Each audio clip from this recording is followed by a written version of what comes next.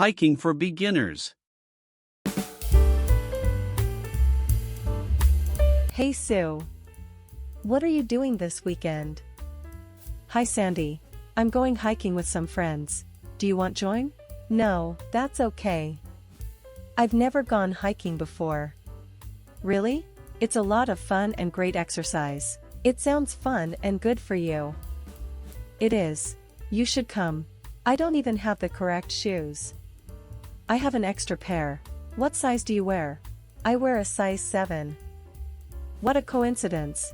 Me too. What else do I need? Comfortable clothes, a jacket, a water bottle, snacks, a flashlight, and a map. Wow. That's a lot of stuff to bring. Do you have a small backpack to put these items in? Yeah. Well then, you are ready to go. How long are you going to be hiking? We usually hike about 10 miles, but this weekend we're going to hike a much shorter distance. Why? My friend is bringing her sister. She has never gone hiking before either, so it'll be a fun experience for the both of you.